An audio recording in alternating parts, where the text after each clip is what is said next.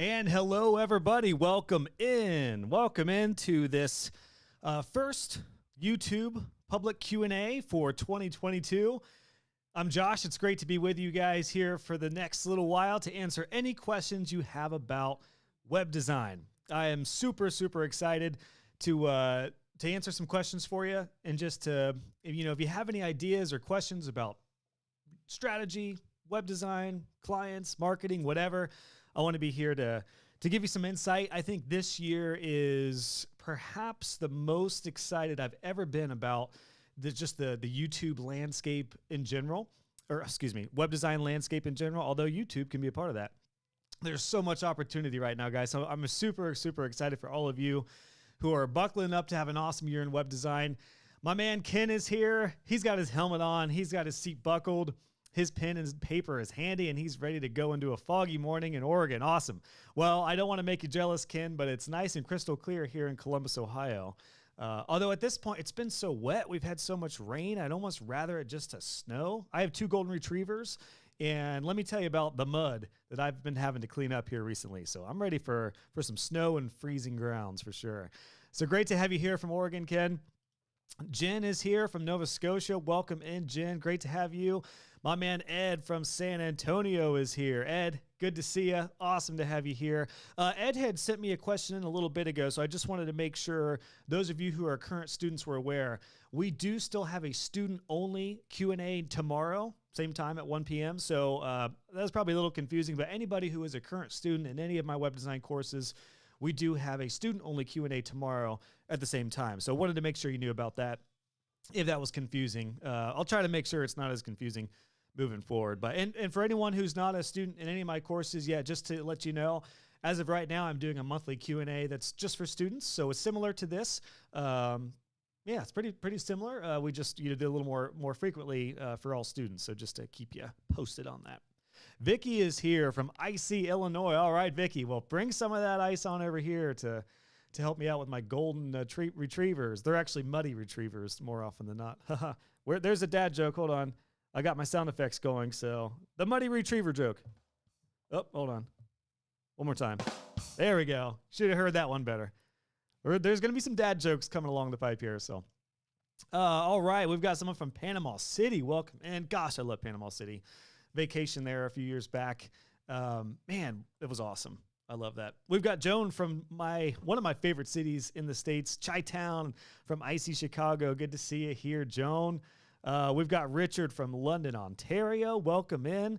Welcome in. Yeah, if you say London, you got to specify which London. We actually have a London. I don't know if you guys knew, in Ohio, there is a London, Ohio that's just about half an hour south of where I'm at right now. So always like to know what London we're referencing. We've got Louis here from DC. Great to have you here, Louis. And we've got Sue from, is it Leicester? Leicester? Hopefully that's pretty close.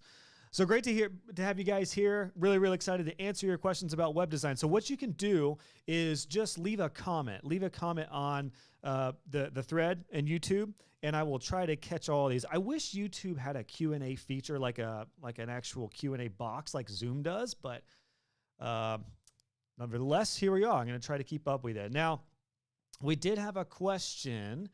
Let's see. Let me look at the whole chat. I saw a question come in the comments, but for some reason, I cannot see it. I think, was it Jen? It may have been you.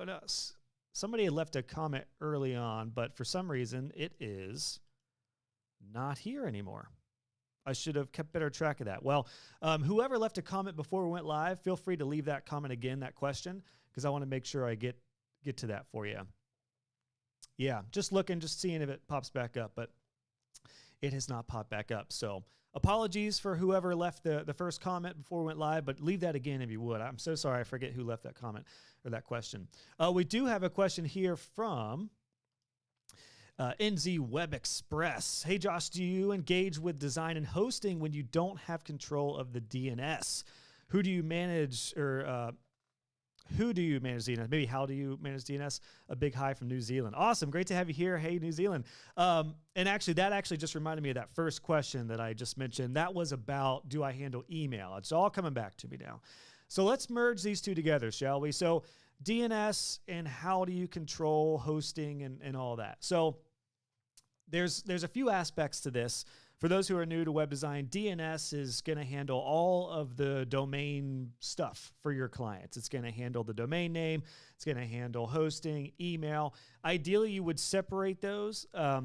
So the first question that I had before we went live was about if I actually handled email and how do we handle email for clients. Let me give you guys a big tip. Email, if you don't already know, can be a nightmare. So I highly recommend not personally managing email. However, it's always going to come up because as a web designer, your clients are going to be like, I want a new website. Will you do hosting? And you're like, yep. And they're like, what about my email? I want to have Sally@mydomain.com or whatever. So what I always recommend and what I learned in my experience was to have them manage their email through Google Workspace, formerly G Suite. That is the best that I found. Now, some clients will want to have their own stuff through like Microsoft Outlook or gosh, there's a variety of like email client platforms out there. I always preferred to have it through Google Workspace. It was reliable. It's very affordable. If clients are going to nickel and dime about having their email for $5 a month, just let them know how important email is. Because the problem is, yes, you can set up email on SiteGround or wherever you're hosting your site. But the big problem is you never want to have email on your server with your website for a variety of reasons. If the site gets hacked eventually or if there's malware that can infiltrate and infect the email is not going to be near as reliable. And generally, when you have email hosted on your hosting platform and you're actually sending email through the server, 9 times out of 10, probably like 999 out of 10, it's going to go through spam. And you can get around that, and there's a lot of things you can do to help with email spam, but it's going to be a huge problem, and I know this from experience. I had all my clients, when I hosted on SiteGround, for all my clients, I had all my clients there, and then I had a lot of emails on there, and it was just a nightmare. So we eventually moved to have them set up their own Google Workspace, and the cool thing about that is as far as the DNS goes, to answer your question here, NZ Web Express, what do we do with the DNS? Well, that's much easier managed because easier. Is that the right word? We're making up words per usual. Easier. We're going to make it a word today. You can basically have your domain set up anywhere, registered anywhere. It could be on GoDaddy. GoDaddy is actually a great place to register domains. I love the UX there. I don't like GoDaddy hosting though. But then you can have your domain there. You can say, okay, my email is at Google Workspace. Here's the details on that. And then the actual website is on SiteGround or Flywheel or your own server, wherever the actual site is. So that's what I recommend. Hopefully that helps. I would say you're going to have a hand in helping with that, but as far as whether you control it, that's kind of up to you. More often than not, if a client didn't know anything about web design, we would offer to register the domain if it's a new client and help from the ground up. Just make sure they have access to all that too. And then we can point that wherever. Or if a client already has a domain purchased through Bluehost or GoDaddy, then you can point it to your hosting. And ideally, again, point it where do we want the email? Not on our server. We want that in elsewhere. And that way, when your client has email problems, you can say, talk to them. It's not what we're handling. So that's my recommendation there. And hopefully that answered the first question. Again, I apologize. I forget who asked that. I don't know why YouTube just didn't show that comment. It must have been because it was a comment before the live stream. Let me check real quick just to make sure that's not up there now, because I don't believe it was. Nope, it's gone. Weird. All right.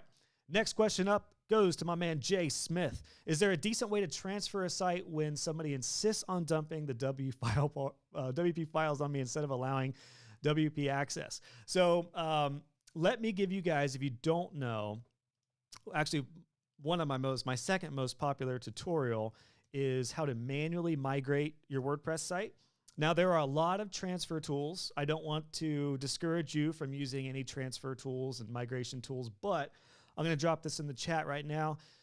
Everybody watching and listening, I want you to bookmark the tutorial I'm sending you. Not because it's mine and because I want to be in your bookmark. It's because it is my guide for doing it manually, which is actually not that hard.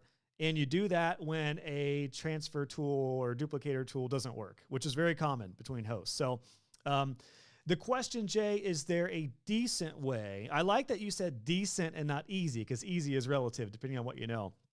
But I would use a duplicator plugin. There's a ton out there. You can actually just Google duplicator plugins for WordPress. Gosh, there's a bazillion. You can actually do a backup tool like Updraft Plus, or we manage all of our sites through Managed WP.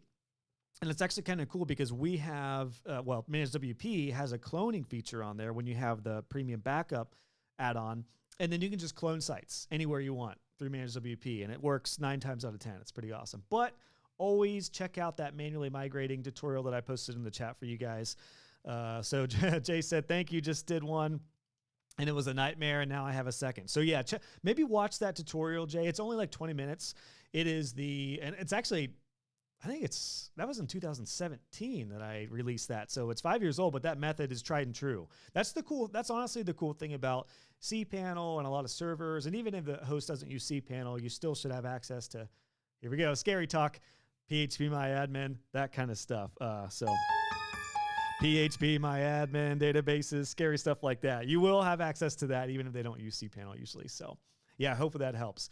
A tool would be the easiest generally, the quickest, but technically manually generally goes faster, but hopefully that'll help for you guys. Louis would like to know, I do web hosting for customers, but I often offer free email forwarding with the domains. Yep, that's a great way to go. Most registers offer free email forwarding. They are more than happy with it forwarding to an existing Gmail. Yeah, so that's a fine way to go about it too. I did that as well, Louis. Is it Lewis or Louis? Either one. Hopefully I'm getting that right. But you could essentially, you could if they have a Gmail, like their company at Gmail, then you could just set up, Sally at their company and just forward it to their Gmail, which is totally fine. However, more often than not, you definitely want clients to have their actual domain name in their email. That actually helps with email, not only email security, but email deliverability now too, which is a biggie. So if I sent like I have joshhallco@gmail as kind of like my default, my backup Gmail, but I have josh@joshhall.co for my actual email. Even though I'm using G Suite, Google Workspace, that helps deliverability. Actually, when I changed that, my deliverability shot up through the roof in a good way. So yeah, that's a fine way to go, Louis. It's a great point. Let's see. So Jay said you're using Cloudways, so no cPanel, but again, as long as you have access to File Manager and then because File Manager is going to have the content folder in your config file, which are the only 2 files you need for WordPress to do a transfer. You do need all the other WordPress files, but all the other files are actually just standard. WP content is where all your images, plugins, and themes and stuff go, and then your config file is what matches that up to the database. The database is where you're going to upload that to PHP My Admin. So as long as you have access to the database and the file manager, you should be good to go for that one. Jen would like to know, can we talk about ROI? Heck yeah, we can, Jen. I often see promises of double, triple conversion rates of a current website. How is one able to guarantee this? Good question. Aside from improved design, how would a web designer promise ROI? I need to put this question on my to-do list. Hold up. I'm going to write this down right now while we're at it on my little trusty Action Day 2022 planner. I don't know if you guys have a planner, but I love my Action Day planner. I've been using this since can you see it there? Action Day. It says Action Day. I've been using this since 2013, I think. I love this little guy. It's just quick notes, reminders. So let me write, what did we say, Jen? ROI tutorial. So that's a great question. How do you guarantee ROI for your clients? Well, there's a lot of different ways to go about this. The most simplistic way to go, unless you have some fancy tracking, which you can do through Google Analytics and some other tools, the easiest way to do it is primarily through contact form submissions. Now, you can factor in traffic with this, like a return on investment for traffic if you're doing any marketing. But the question is, ROI is usually return on investment for the actual conversions of the site. So typically, it depends on what the conversion is for a site. If it is an e-commerce site, that's pretty easy. I think you all probably can guess how you track conversions on an e-commerce site. Sales. So if your sales go up, it's working. For get a quote or get a free consultation, then it's just the number of requests that are coming through. So contact form submissions is the big one. In fact, I had a colleague years ago when I started getting into more conversion stuff, he told me one thing they did was when they redesigned all their client websites, he was an agency owner. He said the first thing they looked at was contact form submissions, and they would measure their success on their redesigns by contact forms. So if a company used to get 5 per month and then they did a redesign and now they're getting, 15 per month, they just 3x their conversions. So yeah, hopefully that helps, Jen. That's the most simplistic way to go about that. Now, aside from like promising it, I mean, what I would say is, if like the satisfaction guaranteed thing would come with some sort of refund or some sort of issue if that wasn't the case. I actually talked to a guy who's going to be on my podcast here in a couple weeks or a few weeks about conversions. He's the CEO of Convertica, which is a conversion software. And what I asked him that question, like, how do you guarantee that? And then what happens if it doesn't work? What they do is if it doesn't work, you do not pay for like the next, I think, 3 to 6 months that they still work on the site to get those conversions up. So that's something you could do as well. You got to be careful. You don't want to overpromise and underdeliver, but at the same time, you do want to give some sort of, satisfaction guarantee ideally. But yeah, that would be kind of up to you on what you have in place with what you're going to guarantee. And then if for some reason you don't get those conversions, which often isn't all on you, sometimes it's their marketing strategy, then what can you do to help that? Or you could just say, or you could have either, I wouldn't do a money back guarantee, but if you don't hit those conversion numbers, then you get, another 3 months free, or basically just frame it as, we work to increase your conversions. On average, our clients get such and such. So you could frame it like that too, like on average, and typically our clients get over 2x, 3x conversions, just to say like, this should work for everybody, but just in case it doesn't, there's no service that's going to be perfect for everybody. So hopefully that helps, Jen. Louis, by the way, said it's Lewis, not Louis. Okay, wanted to make sure. And I think we talked about that, Lewis. I think I sent you a Loom video and you let me know it was Lewis. So, but what's funny, I have a Louis who has a similar spelling. So, good to know. Got it, Lewis. That will not happen again. Pretty sure. Stu would like to know, what's your opinion on using Google Ads to get good web design leads? Have you tried it before? I have not tried it before. I've actually never done Google Ads. I'm considering it for my courses and for this joshhall.co stuff. But I think the idea of ads in general are okay, but the trick would be, and because I'm doing some social media ads occasionally, I'm trying not to necessarily do ads right to a product or a paying service, but more of a lead gen. So for any of you who follow me on Facebook, you will likely see I have an SEO masterclass coming out next week, which I'm super excited about. It's just a free 1-hour training on SEO. I am going to do ads on that. And funny, like what a timely question, Sue, you asked about Google Ads. I had thought about actually doing it for YouTube ads instead of Google Ads. But the trick with Google Ads is that they have to be very, very targeted to your ideal clients. Otherwise, you could waste a lot of money. So I don't have any experience myself. I don't know if anyone else here does as far as Google Ads themselves, but you just have to be careful with any advertising that it's very clear that your messaging is clear and that you're getting right to the right people. I personally, this is just my opinion and just my strategy, I always go for serving and teaching and educating over selling. This is where if you start doing some content building on your site, whether it's videos, blog posts, that can go a long way. And generally, it's less of a sales, pushy kind of sales feeling. It's just, here's my content, here's how we help. And then you generally get way more referrals and leads that way. And when it comes to networking, whether it's in person or virtually, the more you can just educate and the more you can train your potential clients, the more it's going to build trust, it's going to build authority, and it's going to go a long way. So personally, if I were to choose Google Ads, that would be a little bit later in the marketing strategy for me. I would start with content building with whatever form you're comfortable with, whether it's blogs, YouTube videos, tutorials, stuff like that for your clients, not for web designers, but for clients, to help them out with that, just to build your authority. And even like I'm doing a live video right now, go live for your ideal clients if you can, or do a webinar or something where you can teach some of your clients. It really does go a long way. I definitely prefer serve and teach over sell, because that builds the trust and then makes people way more comfortable with purchasing from you. Just some of my initial thoughts. Great question though, Sue. I wish I had a better answer on Google Ads. I don't know though too much on Google Ads. Jay had said, guarantee that is a recipe for no repeat business. Guaranteeing that is a recipe for no repeat business. Yeah. So yeah, it might just depend on if you get those results. Actually, check out. Let me go to. I'll put this in the chat. If you go to convertica.org, you'll see a website that is. Actually, I think I can. Let me share my screen for you real quick. You guys should see this now.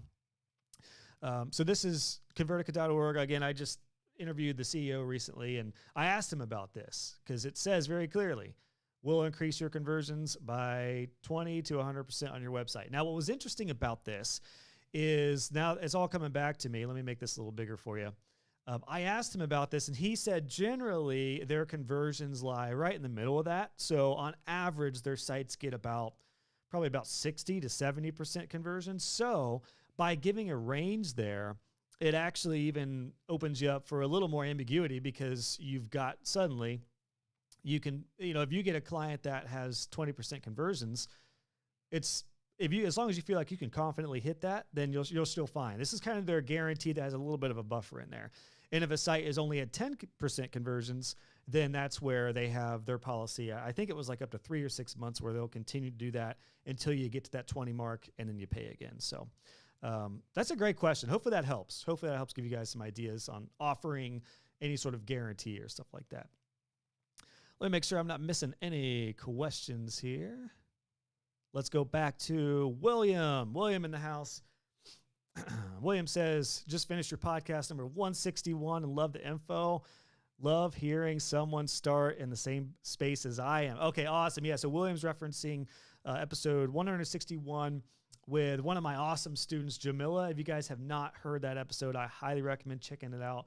For all my podcast episodes, you can go to the episode number after my website. So it's in the chat right now, joshhull.co/161. In fact, if we take a look at this real quick here, this is Jamila. She is awesome. She's a fairly new web designer. But yeah, if you're new into web design and you want to get a feel for somebody who's doing all the things the right way, this is a great episode. From getting clients to getting her first few clients to structuring her business to figuring out her services. She really dives into it. You can listen to it or you can watch the YouTube version here. It's awesome because Jamila is a part of my web design club, which is my coaching community, which is available to you guys too. If you ever want to get direct coaching from me, that is my option for those of you who are really serious about this. You can just go to joshhull.co/webdesignclub. And if you have any questions, let me know. You can actually email me at josh@joshhull.co. But just let me know if you have any questions. I'd love to be able to directly help you out with your business. That's what I'm fortunate to do with Jamila. And it's actually one reason I felt comfortable bringing her on the podcast, because I got to see her journey over the past few months really come to life. So yeah, check that out. Episode 161. Antoine is in the house. Antoine would like to know, let me take a drink real quick and we'll answer this one. I want to offer template sites for new business owners strapped for cash. All right. Very common. How much would you charge for a template site, and what would you suggest using Divi layout or creating templates myself? Great questions here, Antoine. So how much would you charge? That depends on what's included in the template site. Now, the cool thing about offering any sort of template site is it's basically something you can control. It's a package, which is great. When you do custom builds for sites that have all sorts of specifications, it can be kind of tricky, because is this a teeny site or is it a huge site? Could be anything anywhere in between. When you do template sites, what I would say is that you have very clear package style services. Because let me tell you this, guys, if you are offering template sites, hold up, close-up time. If you are offering template sites, you cannot custom build those every time. You will do a lot of work for not much money. So template sites need to be very, very clear what these packages are. So you might have, like in this case, Antoine, you might have a landing page, one-page site, which most sites are going to have generally one more page or a few more pages than one-pagers, because you likely are going to have like a contact form. Although you can stick a contact form on the landing page site, that's fine too. I had a lot of sites like that. But you could have it depends. I would honestly not recommend doing anything under $1,000. You could do like $9.99 for a landing page style site, because you're still going to have content collection. There's probably going to be maybe a teeny little bit of strategy, which is as far as what they can choose from, as far as layouts and stuff and what they're going to implement. There's going to be some, pictures added, content, colors, branding. Although you could make it very strict and say, If you go with our basic package of $9.99, it comes with these 3 layouts that you can choose from, or 5, and then they can pick it, and then you just have a system where they send you, the heading for this section, a blog paragraph or a post or a paragraph for this section, 3 to 5 images, whatever, and then you're good to go. Now, the question of should you use your own templates or Divi layouts, you could do both. What I would say, I would not just build a site off of the Divi layouts completely. I think those are really good starting points. And anyone learning design, the Divi layouts, if you're using Divi, are a great way to just learn good design principles. But I would always customize them and tweak them to make them yourself, because you've also got header elements, footer elements. If there's a blog, you might have a few different tiers. So what I would say is you would probably have 3 different tiers: good, better, best. I love 3-tier package options, but good, better, best. Same thing for maintenance plans. I'll come to that in a second. But you could basically say, like, we've got a 1-pager, we've got a 5-pager, and a 10-pager option. And then anything above 10 pages, we're going a full build. But that could be like $9.99, $199, or like $1,000.99, and then maybe $299 for. Well, the $299 is you're getting in a regular build range. So if you're going to go down to like 500, see this hair flying around. Again, I have 2 golden retrievers. If you're going to do anything under 1,000, it would have to be very, very simple and very no customizations. You give me the content, images, and here we go. Now, the other aspect of that is hosting and maintenance. So what I would say is if you guys are going to go the template route, I would highly consider offering to host and maintain the site and just make that template a part of the deal. So maybe you're hosting, instead of them paying $9.99 for a website, tell them for $99 a month, we can host your site. We'll do all the maintenance. You'll get monthly reporting. We'll set up all of our normal tools, and included is an up to 5-page website. Here are the specifications. You just landed a client that is $1,000 a year. No, $1,200 a year at $99 a month, and they're going to keep spinning with you month after month after month. So I would highly recommend that model. If it were me, if I was starting out and I had the option to go like a template style site for like a one-time fee and hope they host with me and hope they sign up for a maintenance plan, or have that option as more of just the website as a part of that, because it's a template style site, that's the best way to go. That's what I would do, Antoine. And I've got some students who are doing that, I actually got somebody in my web design club right now who has just 100% subscription style business. There's no one-off projects. It's all $99 a month, $199 a month, or I think his top tier is up to like $599 a month right now for more advanced sites. Now, if you do custom builds at like big e-commerce stores or bigger sites, you can change that up. You could do a higher subscription or do a one-off build with the 12-month plan for hosting and maintenance, and then they just resubscribe for that. That's always an option too. So hope that helps, Antoine. Great questions, guys. Jen said, thanks, Josh. No problemo. Here we go. William wants to know, what day are you releasing the masterclass? Really excited for that. So I think it's good. I'll probably release it technically on Saturday. Next week will be when I start pushing it. The reason is, if you guys did not know, I'm actually wrapping up my New Year's Eve sale, my New Year's sale. So FYI, I meant to mention this earlier, but if you guys are interested in any of my courses, they're all 20% off now through Friday at noon Eastern. So this sale does end in a couple days, noon Eastern on Friday. That's it. But all courses are 20% off. So I show you that to say I'm going to wait to launch the masterclass until right after the sale, because at the end of the masterclass is an offer to join my SEO course. So the masterclass will be basically a 1-hour training giving you a beginner's look at SEO, a complete guide for web designers for foundational SEO. And then for those of you who are ready to go to the next level, you can join my SEO course. So if you're ready now, William, the SEO course is only $197 typically, like full price.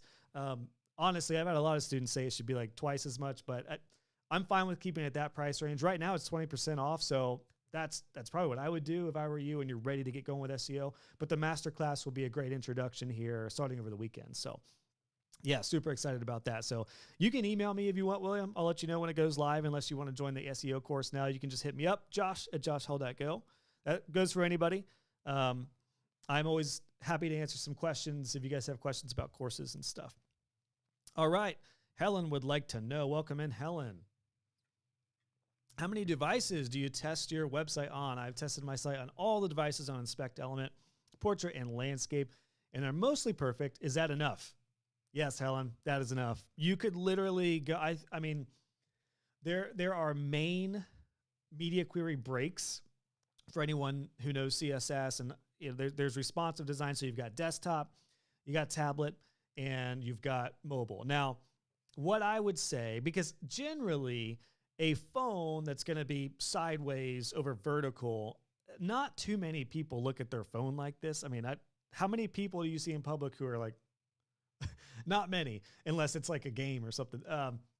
So generally one phone size, about 479 is where the pixels break for most mobile. Now there are plus phones. This is the iPhone 11s, X, I don't remember. This is the smaller one. There's the bigger one.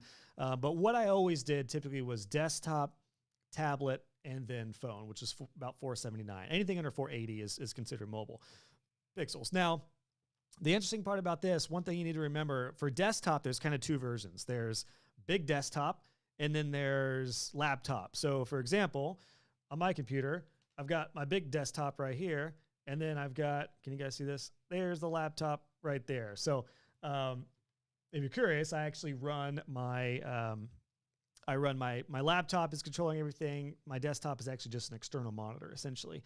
But the point is, those are really two different and important things to factor in. So you've got a big desktop, and then you've got a smaller desktop, which would be your laptops. So I would definitely work on some like max widths on main desktops, or cut it off at like 80%. That way, once somebody watches or looks at it on a big 27-inch monitor, it's not massive. But yeah, you're totally right, Helen. As far as responsive design stuff with Inspect Element, those are the biggies. That's totally fine. And there is, what is that tool called? Hold on a sec. Somebody posted it in my web design club here. Hold on. So I have a tools and tech. Actually, I'll show you guys real quick. If everyone's curious, if you just want to get a peek inside my web design club, this is what it looks like here. We do have a tools and tech. So you guys are getting man, aren't you glad you checked in with this? You guys are getting a inside look. We have a tools and tech thread here. What is that plugin called? There is a site. I feel like I've been recommending it a lot. I'm just completely brain farting on this one. I think it was responsive. Sizzy. Thank you, Vicky. Sizzy got it. It was, or Vicky got Sizzy. It's Sizzy. I think, is it .com? Let's look real quick.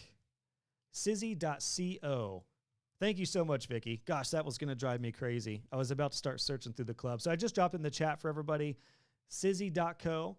Awesome tool to look at your stuff in different size. Thank you, Vicky. Vicky came in for the win today. Thank you, Vicky, for that.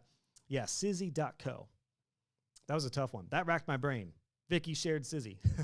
All right, let's go back to questions before we get off the rails here.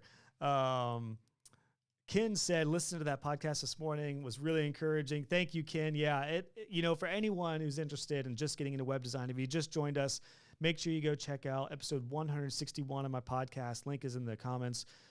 With one of my awesome students, Jamila. She's doing such a good job, and she's very open about what she's learned. Really, really, really good encapsulation of how to start off your business right with a good mindset. So, Global Giraffe would like to know, what do you say is one of the most up and coming or emerging trends within the web development industry? Great question. I love this question. All right, you guys ready for it? Here is a biggie. This is a new currency that I truly believe is going to be big for not only websites, but all other social media and content marketing, and that's this: average time spent. This applies to both your website and YouTube videos and social media videos. So what that means is, apart from just somebody being on your website longer, which is average time spent, and this factors into, you'll see this in Google Analytics, you'll see average time spent on a page or a post, but this is big on keeping people on your site, not only for one post, but for multiple pages or sessions. So ideally think about your website and your clients' websites and talk to them about this. So what I'm saying to you guys right now, you can take this, make it your own, and provide this information for clients because it's going to make you look awesome. Tell your clients average time spent on site, not only on a service page or a blog post, but then what you should do is instead of saying, thank you for reading this blog post or thank you for checking out this service, bye-bye, at the bottom, say, if you're interested in this, you'll also like this. Or after, getting this blog post, the next best step is to check this out. I'm implementing this right now in a lot of my blog posts and in my YouTube videos. So those of you who follow me we're on YouTube right now, so please subscribe if you would. But what you'll see on a lot of videos I have coming up, and I do have a lot of videos coming up, which I'm super excited about. A lot more tutorials coming your way. But at the end, and I'm pretty bad and notorious for saying, thanks for watching this tutorial. Hope it helps. See you later. What I'm starting to do now is say, if you like this tutorial, now go here. There's a little more or a related post or related video that helps this new currency of average time spent either on site or in a session. And again, this is the same tactic for YouTube in web design itself on a website. So great question. That is a big trend that I'm seeing that these platforms are looking for. They want eyeballs on, because there's so much competition now and there's so many different social media platforms. There's so many ways our attention is divided, whether it's your website, whether it's your YouTube video, whether it's your Instagram, your Facebook. I've never even logged into TikTok, whatever. I'm sure they play by the same rules. They want the eyeballs on there as long as they can. Now, as somebody who's a work-life balance enthusiast and a dad and stuff, I have mixed feelings about keeping people, keeping their attention on your stuff for too long, but I guess it's better than that than watching something else. So yeah, keep them on your website. That's a great question. All right, let's get to some more questions here. William wanted to know, I have a client that wanted me to build their website, but their current website is on WordPress. How can I migrate their domain to the new site? So the way this works with DNS, William, is that, so I'm guessing they have like WordPress.com where it's actually hosted through WordPress. You still should be able to send the actual domain elsewhere. Now, what you can do is, let's say you want to sign up with like SiteGround, which is who I host my site through. You could set up SiteGround for their domain, and then in WordPress.com or wherever it's registered, you can register through WordPress.com, right? I'm pretty sure. I know that's like the self-hosted, and then WordPress.org, if you're curious about the difference, .org is what's basically the free platform that you can put on any hosting. So it's weird. WordPress is the same. You just can host through WordPress.com, but you can actually send the domain information over to your hosting. Now, you technically don't have to transfer the whole domain. You can just say, hey, this domain here, the actual website should be pointed over here. You do that with what's called the A record. The A record in DNS is what just controls the website. Doesn't touch email, nothing else, just where the actual website goes. I do cover that in my cPanel course. If anyone's interested in learning more about cPanel, even if your host doesn't have cPanel, I'm thinking about renaming that course because all of those things still apply to hosts that don't use cPanel because it covers DNS, email, security, file manager, PHPMyAdmin. Listen, I'm open, especially for those of you who have been through my cPanel course. If you guys have any name ideas, I'm open because I really have thought about renaming that, but I don't know what to call it. Should I call it like DNS and database course? Like, does that sound like the most boring, most awful course in history? I probably wouldn't sign up for DNS and database course, but maybe, I don't know, maybe scary web design stuff solved, scary web design stuff solution. I don't know. I'm open to name ideas for my CSS or my cPanel course since it's not technically just cPanel. So yeah, anyway, hopefully that helps. You don't need to technically migrate the whole thing. You can just tell the domain name to be over at this new hosting. And a little quick tip on DNS stuff. The name servers control everything. So if any host or any client wants to change name servers, you are going from, say, Bluehost to SiteGround. If you change the name servers, that's everything. Everything within your website, domain, email, files, everything will be switched over. That, my friends, is how my hairline used to be right here. It was awesome. And then I didn't know what the heck I was doing with cPanel and domains and stuff, and then went back. So save your hair, no cPanel, and no DNS stuff. Crucial. Just a little tip on there. Sue would like to know, is your SEO course recommended to optimize your own SEO? 100%, Sue. 100%. If anyone is interested in learning SEO that is the way to go. Again, all my courses are on sale right now. If you missed that, all courses are 20% off, so you can go check that out. You can actually just go to joshhall.co/SEO if you want to get a feel for my SEO course, but that'll teach you how to optimize your own site. And guess what? When you learn how to optimize your own site, that's what you do for clients. And now you can charge for it. Well, we also talk about how to build recurring income with SEO in that course and one-time stuff. So hopefully that helps you out. So I'd love to help you boost your SEO game up. Antoine said, thanks, Josh. That is pure genius, including the template and the hosting. No problem. Yeah, that's what I would do.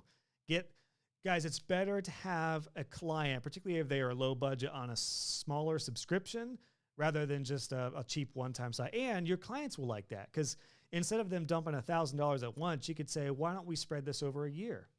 $99 a month for a year. Maybe they get it a month free. And then not only are they going to be with you for a year, but past that. And then when Antoine just kills it for them and does an awesome job, suddenly they're going to be like, Antoine, our business grew thanks to you. They're rhyming. And then they're like, we want to pay you for a full site. And then Antoine's making 10 grand and he's getting ready to get his yacht. So let's do it, guys. There you go. All right, let's go back to Helen said responsively. I think that was in response to one of my other questions. So no problem, Helen. Hopefully that was helpful. Virginia Davis, after this drink, would like to know. Not sure if this is the right place to ask. I'm guessing it is. A former admin had forms created in 3 or 4 different form plugins. Oh, I updated one that I like to use, Forminator, and now nothing works. So, what I would do is try to roll back that plugin if that's the case. Generally, you can do that by, if you have any backups on the site, hopefully you had some backups, whether you use Manage WP or Updraft Plus or another backup tool, you can technically get into your plugins. So a little bit ago, I was talking about the file structure for WordPress sites. And does anybody remember where your plugins are? Anybody? That's right, the WP content folder. So you go into File Manager. In the content folder, you'll find plugins. And then you go into your plugins folder, you can actually download, as long as it's a backup, the old version of that plugin, zip it up, and just you don't even have to, restore your whole site. You can just do that plugin that way. A little cumbersome because you got to get through the file manager, but I used to do that all the time. And then you can update the old one. If the plugin has some sort of rollback feature, that's awesome. Otherwise, if you can roll back the whole site, as long as there's not new posts or anything, you can just roll back the entire site, restore it, and then you'll be able to check that out. But yeah, if they're using a few different ones, Virginia, that's definitely tricky. What I would say is convince them to go with one that you trust, you recommend, and use that. And then what I would say in this case, if you're like, well, I don't want to do a bunch of work for free, just charge them for it. Let them know I can do this, but it's going to take a retainer of hours or something. Good question, though. Hopefully that helped. Jim would like to know, how many sites would you add to cPanel? Any tips for structuring them? Jen, I think you were the one who answered the first question before I got to answer it. So you asked about email. Hopefully you got that answer. I just recognized your name when I saw that question. So how many sites would you add to cPanel? Well, technically, so if your host is using cPanel, it's all of what's on your server. So you can add unlimited sites for most of the hosting platforms. However, they're generally going to have a limit on space. It's really not a matter of number of sites as space in traffic. If you have 100 sites on your server that all get 10 views a month, not a big deal. If you have 5 sites on your server that get hundreds of thousands of views, that's a whole different ballgame. So yeah, it would just depend on the host there, Jen, as far as which one, how much you can add on their cPanel. Or again, if they're not using cPanel, it would just be on their server. So yeah, kind of a hosting question. You can add as many as you want, but just remember, it's not near about number of sites as it is traffic and functionality and user engagement. Joan says, Josh, if I sign up for your web design course, does this include membership to the Web Design Club? Good question, Joan. For anyone who's maybe not sure about this or curious, there is a difference between my courses and my club. My Web Design Club is community and coaching with me. It is different than the courses. The courses are one-off, start to finish, complete programs on a certain subject. Where you should go to my club and when you should go to my club is when you're serious about your business and you want to have community, support, accountability behind you, and you'd like to have me to answer questions on the regular. So the big perk of the club is that you get direct access to me anytime. So if you have a question about strategy, pricing, your design, I'm there for you. Literally, I log in there every day. It's the first place I go at my web design club. So it's a coaching community. Great question, Joan. That's the difference between the two. You guys have any questions about that? Hit me up. You can go to josh@joshhall.co. And then the club info is at Web Design Club. In fact, I just had a new student join. I want to be able to share his clip, but he basically said he had gone through all the courses and it went really well, but he felt stuck because he just didn't have support behind him and he just didn't have accountability to like get stuff done. He was working full time. He has a family. He just recently joined the club, gave him some coaching. He came on for some coaching calls. We gave him accountability, some challenges, and his new site is live within a month. So that's just a little case study of some benefits from that. Ken would like to know how to manage your website host platform. I think, okay, that's the name of the course, ideas for the name of the course. I like that. Oh, hold on. Screenshot time from Ken. Got it. I'm going to put that in the old cPanel course ideas. How to manage your WordPress host platform. That's a good idea, Ken. I might mix the two there. That's good. And then William, in response to your stuff, it was WordPress to WordPress. So yeah, either way, it's still, if you can migrate your WordPress site anywhere, and then with wherever the domain is registered, that's where you can, in the A record, say this WordPress site is now at SiteGround, and that'll give you the A record you should use. Mark, in response to my ideas for changing the cPanel course name, call it WordPress Administrator Genius. I like that. Hold up, screenshot time. I'm taking screenshots of these and I'll put them in a little folder. Great idea, Ken. Great idea, Mark. I like that. Command after administrator. Yeah, I'll think of something. My man Justin's in the house. Hey, Justin, here's a name. The magical backend for websites. All right, I like that too. Great one, Justin. Justin's in the house with some good ideas. Now, Justin, if you don't know, is actually, he's a magician. So not surprised that Justin comes in with the magical idea. I like that. That's cool. Okay, so let's go back to a question from Virginia here. Let me do a quick drink here. Can't determine if I should be contacting Forminator, Mail Opt-in, MailerLite, or my host, Namecheap. Also have a WooCommerce store on that site that doesn't send orders. So the not sending orders is probably due to email deliverability, would be my guess. I'm going to work on a free video for that. We were just talking about my web design club. We did a training in there on email deliverability, but as of right now, that's exclusive to club members. But I did do a podcast with my email guru.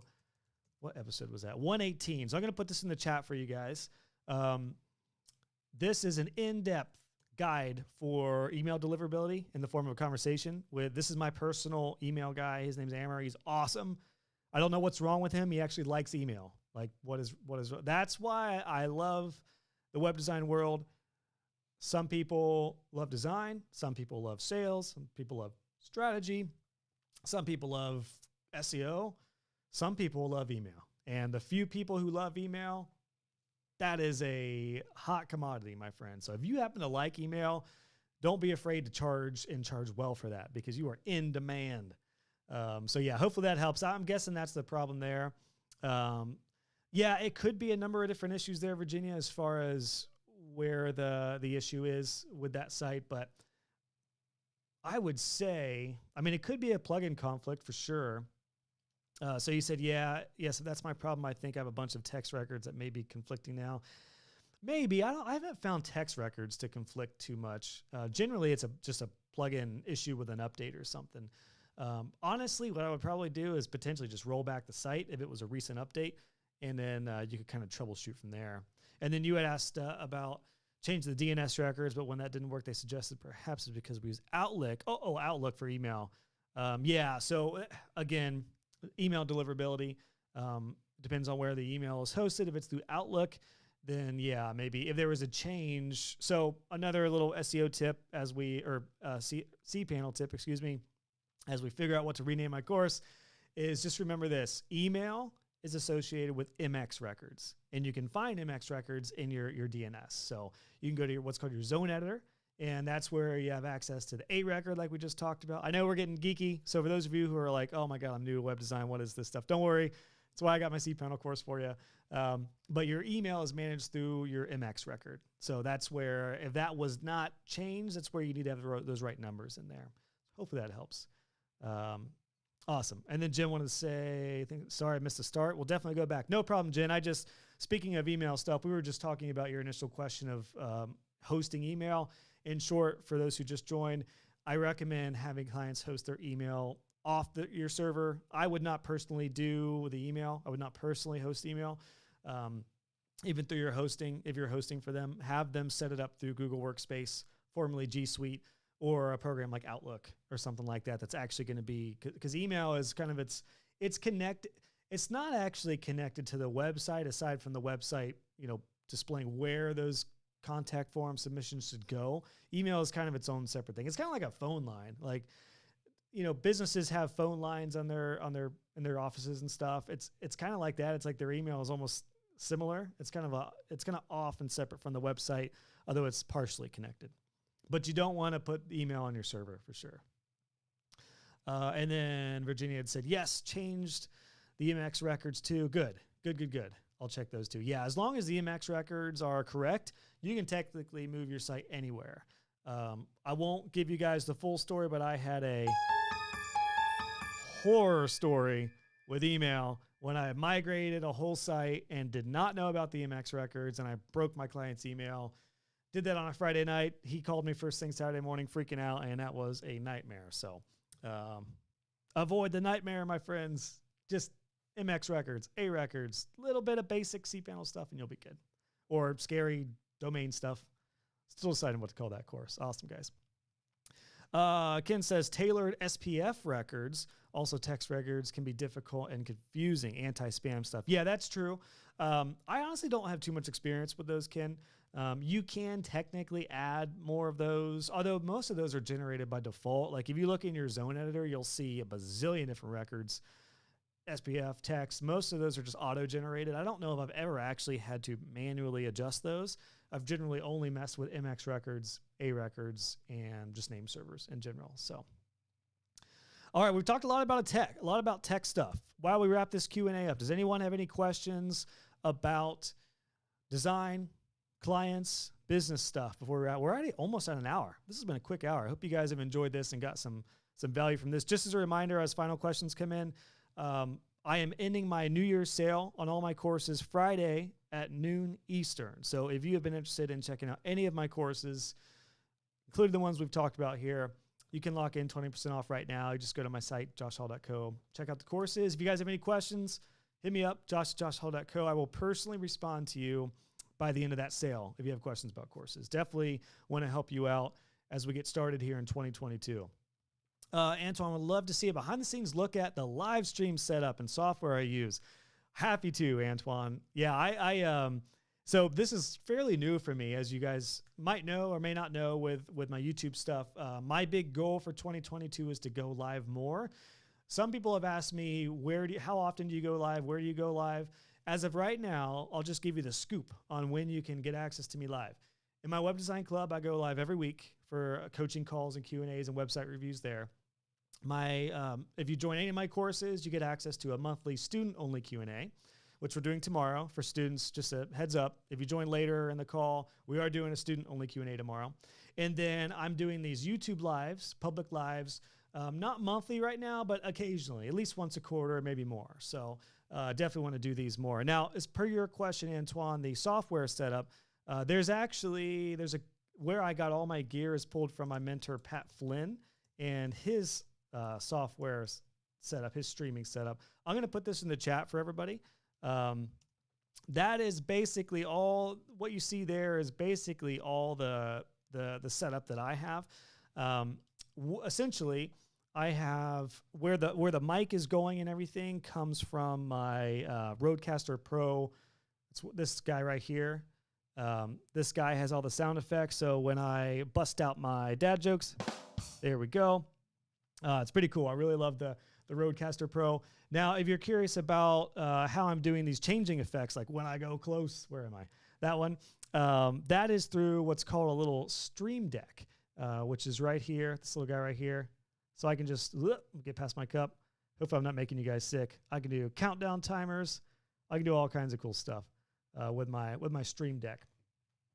Now, how I'm actually putting this all together is through a platform called Ecamm Live. Ecamm Live is the software. The cool thing about this is it hooks in with like YouTube. That way, for your question, Antoine, it actually gives me an option to, I don't think you'll see this if I share the screen, but I can add to broadcast just by clicking your question. That filters through YouTube, and there we go. So those are the main tools other than my camera, which is a Canon EOS R. It is it's a decent investment for a camera. Most web designers, you don't need that wild of a camera. A webcam is generally fine, a good webcam, but there is a difference. There's a difference between the quality. And look at this. Let me show you. Let's go back to my webcam. So here's my webcam, decent quality, and I have, should look a little bit different. There we go. That just adjusted the contrast, this little webcam filter. So that's not bad, right? Not for like client calls and basic videos and stuff, webcam is fine. But when you get into an actual legit camera like a Canon EOS R, which is what I have, the quality is pretty drastically different. So when I started doing more live streams and more course videos and stuff, that's when I upgraded my camera. And actually, if you look at some of my previous videos and stuff, you'll see a lot of videos done with my webcam, which is fine. Again, it's fine. It's a good camera. For most everybody, that's cool. And then if you don't see an actual like Canon or a Sony camera that's high depth, you don't even really notice it until you happen to see one of those, and it's a pretty big deal. So yeah, that post will give you an outline of pretty much all the tools that I use, Antoine. It's an investment, but if you end up doing live video and stuff, it really does. It makes it fun and makes it more engaging, I've found. Particularly this little Rodecaster Pro. I'm starting to have some fun and do some good stuff. So that way, like when I ask for any final questions before we wrap up, I can say, does anyone have any final questions? Nobody? All right. Well, there goes the cricket. So yeah, some fun stuff with the little Rodecaster Pro. I don't do this all the time just for Q&As, but it's fun. So seriously though, does anybody have any final questions? I can take a few more questions before we wrap up. This has been a quick hour for me. Hopefully you guys have enjoyed this. Let me know in the chat. Have you guys enjoyed this? Has this been valuable? Has this been beneficial for you? Because if it has, I'd love to know. I want to do more of these for you for sure to help you in your journey. Again, just as a reminder, you can find me live weekly in my web design club if you want to join that as a student, at least once a month right now, and occasionally here on YouTube, and might even go live on social media more. Might try it out. So yeah, let me know in the comments if you guys have enjoyed this, and then any final questions. Any final questions before we go? Let me just double check on YouTube because I think there's a delay. I think there's a delay on what I'm seeing through there. Okay, awesome. Here they come. I just got a swarm of comments. So Melanie says, what's the best way to install custom fonts without a plugin? Good question, Melanie. So depending on what theme you use, I generally recommend using the theme options for uploading fonts.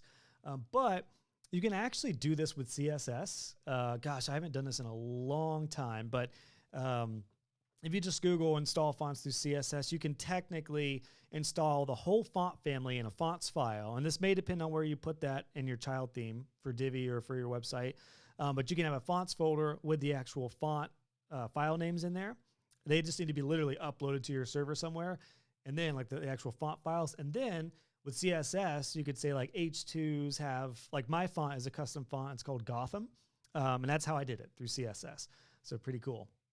Yeah, that's how you can do it without a plugin. But ideally, if you're using Divi or something, you can actually upload custom fonts. I would go about that route. A little easier than custom CSS.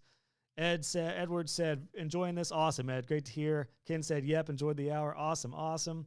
Hopefully it made your morning a little less foggy over there in Oregon, Ken. A couple last questions. Nicole said, I'm struggling keeping clients' requests, invoices, and such straight. Ah, yes, very common problem. Is there anything you'd recommend to help streamline this part of the business? Yes. Well, so there's a few different things here. Let's see. Technically, you've got three different things here, Nicole. You've got clients, probably just standard client communication like emails and maybe client information. You've got requests, which are probably for either website revisions or just the random requests from maintenance plan clients and stuff. And then you have, what was the other one? Invoices. What I do to keep all these straight are two tools. A project management software that your client should be using during projects. Actually, there might be three here. project management, this would be like Asana or Basecamp to actually keep, project management inside somewhere. So it's out of email, right? Standard email. Invoices, which I always use 17 Hats. I highly recommend checking out 17 Hats. You can actually go to joshhall.co/17 Hats. I have a deal with them to where you can get a special offer. I think it's 50% off right now if you want to try 17 Hats. That's for invoicing, client management. But then there's the other one, the like random support requests, which is probably what you're talking about with requests. That's where you might want to consider having a dedicated line for just support. Now, you can do that through email, depending on how many clients you have. But when you have a lot of clients, that can be a nightmare. So I would keep those somewhat separate. I would start with just project management and then client management, like invoices and stuff. Client management through 17 Hats, or there's a ton of different platforms out there now for that. My agency is currently using Sweet Dash, which looks pretty cool. I kind of still like 17 Hats more though. I love the back end of 17 Hats. The branding is not great for 17 Hats, but the workflows and stuff are awesome. That for client management, contracts, invoices, questionnaires, and then Basecamp or Asana or another project management software for the actual management of projects. So hopefully that helps, Nicole. And then Antoine, our last question, final call for questions. Final call. Drop them in now or forever wait till the next Q&A. Antoine would like to know, final question, how would you handle website leasing? It's kind of the subscription model that we just talked about, Antoine. If you do like a $99 a month website for 12 months or 18 months, hopefully they re-sign up with you, and that's the goal. But in any case, I would always say that your client should be able to have full access to their site if they ever need to leave. So if it were me, I would not do I know a lot of people are curious about a leasing structure. I find that odd. I have to be honest. For clients to like lease a website, I would just say like, we're going to create your site. And this site is, if you're going to do that model, say we create this with your hosting and maintenance for a year, but you will have access to the site. And if after 12 months, if you decide you want a new developer, you want to pull the site or go elsewhere, that's fine. That would be the deal I'd work out with them. The difference between the monthly subscription model and the one-time fee for websites like I always did was when I built a website for $5,000 or $10,000, they would have access to the site immediately, the full site, everything. And you could still do that with the subscription model because very rarely are your clients going to want to leave a subscription model, and then you'll be good to go. So that's the difference there. So great questions, guys. All right. Well, hey, we're over an hour. Hope you enjoyed this. Again, thanks for joining. Last reminder, if you're interested in any of my courses, guys, whether it's design, SEO, the business side of things, if you have not yet built a maintenance plan and you're not yet building recurring income, do not miss my maintenance plan course as well. I can't recommend that enough. You're missing out on monthly money if you don't have your maintenance plan going. So I'd love to help create that for you as well. All those courses are available and open for you now. So yeah, check that out. And the sale is automatic. So you can just go to joshhall.co, click on courses and see what fits for you. And also there is a no risk money back guarantee on all courses. So there's no risk in joining to make sure it's right for you. Just hit me up if you have any questions, josh@joshhall.co. I promise I will email you back before Friday at noon if you have questions about any courses. All right, guys. Hope you enjoyed this Q&A. Until the next one, adios. See you later. Have a great week. Jen said she loves the maintenance plan course. Thank you, Jen. Yeah, I actually revamped that course recently, so version 2.0 is out. Man, I'm fired up, guys. I can't wait to see what you do with your web design businesses in 2022. It is. Do I even need to say it? There's so much opportunity right now. So let's do it. Let's take advantage of it. Let's rock and roll. All right, everybody. Thanks for joining. See you on the next live Q&A. And then for students, I'll see you tomorrow for our student-only live Q&A inside the Student Center. Peace, everybody.